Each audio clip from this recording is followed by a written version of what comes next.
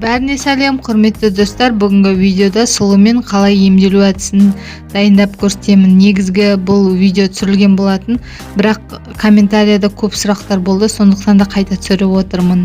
Видеоны бастамас бұрын тіркелуді, лайк басуды, достарыңызбен бөлісуді ұмытпаңыздар.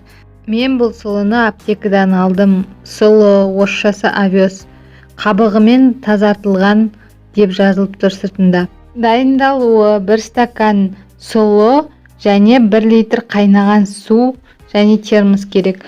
1 стакан сұлыны жуып аламыз, үстіне қайнаған су құямыз термосқа. Сосын 12 сағатқа түндіріп қоямыз. Тұнбамыз дайын болды. Бұл дайындаған тұнбаны 2 күн сақтаймыз, артық сақтауға болмайды. Күніне 2-3 рет 1 стаканнан ішесіз, біткен соң қайта дайындап аласыз.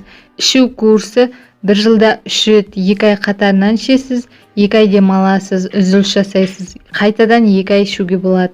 1 жыл ішінде осылай ішіп шығасыз. Сұлының емі: пайдасы: бауырды, буйректі тазартады, бауырдың клеткасын жаңартады, склероз, атеросклероз, тамақ аурулары, тыныс аурулары, өкпе аурулары, бронхит, бронхиальная астма, пневмония, туберкулез аурулары, бауыр циррозы, холецистит, энтероколит, қуық аурулары, нефрит, цистит, артық салмақ тастауға көмектеседі.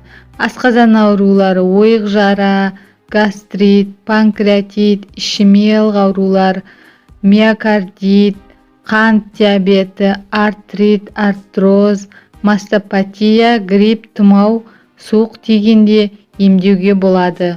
Қолдануға болмайтын жағдайлар: асқазан сөлінің көп бөлінуімен ауыратын адамдар, адамның өзінің жеке ағзасына байланысты. Қолданар алдында бірінші дәрігермен кеңесіңіз. Достар, видео пайдалы болса, каналыма тіркеліп, лайк басып, комментарий жазып кетіңіздер, және достарыңызбен бөлісіңіздер.